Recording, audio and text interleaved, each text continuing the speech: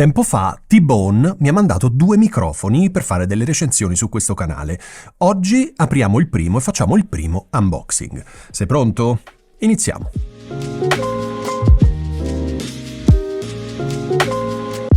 Allora, iniziamo col primo microfono. Eccolo qui.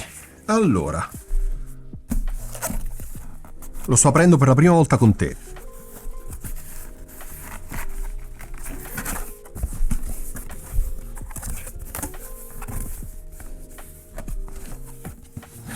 Oh, no. Allora, vediamo che cosa abbiamo. Che bella questa valigetta. Allora, stiamo facendo l'unboxing del T-Bone SC1100, un microfono a condensatore con 3 pattern polari. Lo sto vedendo qui dalla foto, ma adesso lo apriamo. Allora, speriamo di aprirlo nel verso giusto. Ok, ringrazio ovviamente T-Bone per avermi inviato questo microfono per fare la recensione. Ovviamente non mi hanno pagato, non vedranno in anteprima questo video e non hanno influenzato in nessun modo il contenuto di questo video, quindi sei tranquillo che quello che dico è effettivamente quello che penso, ok?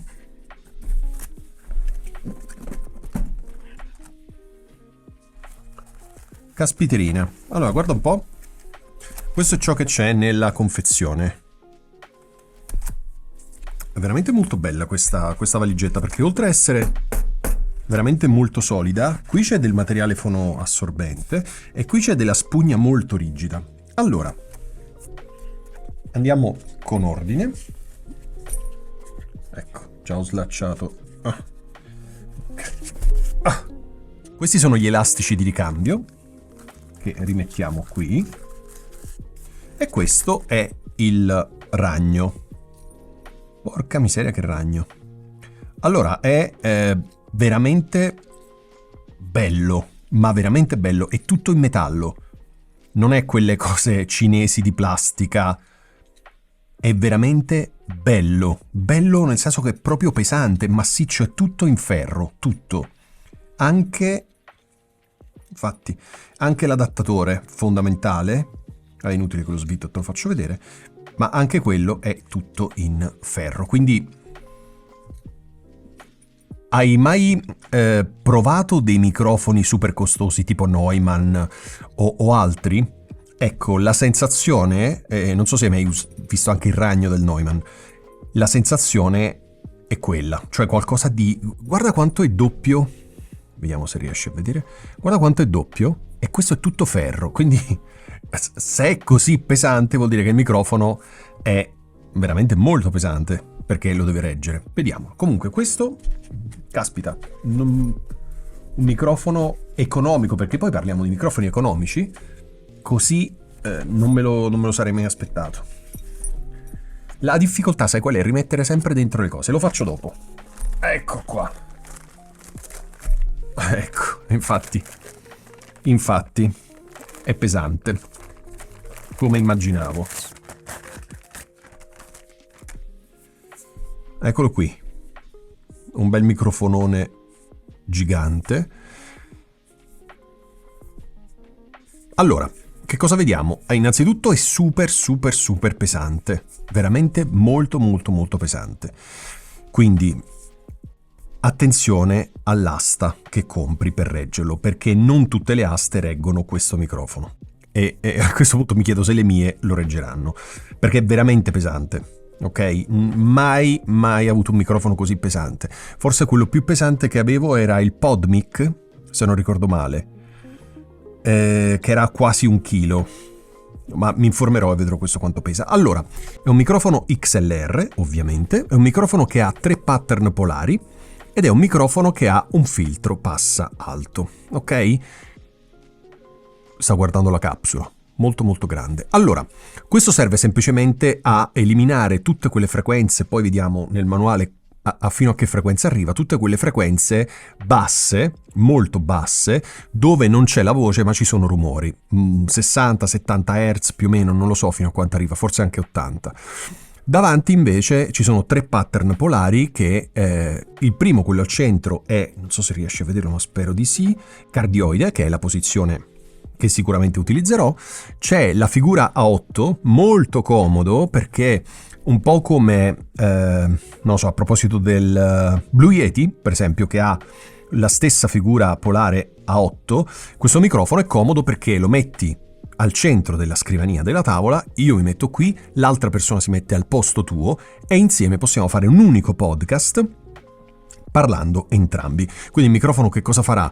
Avrà una zona attiva qui davanti e un'altra zona attiva qui davanti, quindi sarà più sensibile davanti e dietro e non di lato, zero di lato. Per questo è usato molto anche per fare le interviste. E poi il pattern polare omnidirezionale, che serve per riprendere suoni ambientali oppure orchestre o altro. Probabilmente non lo userò mai il pattern polare omnidirezionale, ma sicuramente il cardioide fisso, e voglio anche sperimentare il figura a 8. Allora, voglio vedere sul manuale, perché davvero non lo volevo farlo insieme a te questo unboxing, perché volevo che la mia reazione fosse non finta ma vera. Ok, vediamo se c'è in tutte le lingue del mondo più uno. Allora, vediamo. Ok, questo qui è figura 8. Ok, quindi ci sono 3 schede, ognuno per un pattern polare diverso. Vediamo direttamente quello che ci interessa di più, e cioè quello cardioide. Perfetto, allora è ok in inglese. Allora, che cosa vedo? Vedo che il rumore di fondo, rumore appunto di fondo di questo microfono è 6.8. 6.8 è bassissimo. I microfoni che hanno un rumore di fondo più basso in assoluto sono... I primi che mi vengono in mente sono i Rode NT1A, NT1, sono super silenziosi. Ecco, questo qui è 6.8, ok? Quindi è molto silenzioso, e questo è fondamentale perché soprattutto se registriamo in un ambiente non acusticamente trattato, avere un microfono super silenzioso, una scheda audio super silenziosa fanno veramente la differenza. C'è qualcosa che non va, perché qui mi dice che è super cardioide. Guarda, questo qui è il pattern polare e anche il disegno, spero tu riesca a vederlo bene, è quello a forma di cuore. Mentre qui parla di supercardioide. Vabbè, verificheremo questa cosa. Allora, questo volevo vedere, se dice il peso, ok, 941 grammi, quindi sì, pesante quanto il PodMic. Mentre il 500 grammi questo, cioè questo pesa 500 grammi. Quindi insieme sono 1,5 kg. A parte che è bellissimo. È bellissimo. Forse l'avrei fatto tutto argentato anche qui. Allora, in questo video io ti volevo soltanto far vedere questo microfono perché sono rimasto veramente sorpreso. Cioè vorrei che tu potessi tenerlo in mano in questo momento e avere la mia stessa sensazione. Ho utilizzato microfoni tipo Neumann, altri microfoni che ovviamente non sono miei perché non potrei permettermelo, e mi sta dando la stessa sensazione di solidità. Lo sai, io quando faccio i video non penso mai che la solidità di un microfono equivalga alla qualità.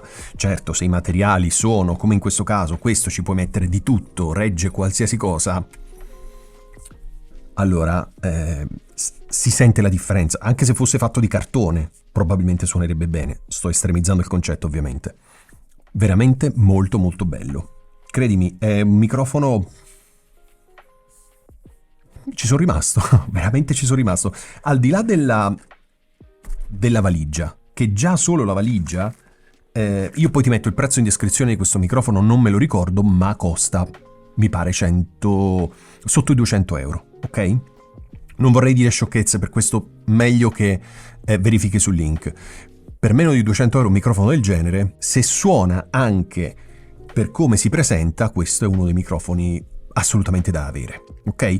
Io ti rimando a un video che farò tra una quindicina di giorni, 3 settimane al massimo, nel quale appunto faremo dei test con questo microfono. L'ho appena aperto insieme a te, per cui voglio avere il tempo di testarlo con calma e capire come suona questo microfono. Se hai dubbi, domande o curiosità su questo microfono, non esitare a commentare questo video e io risponderò nel più breve tempo possibile.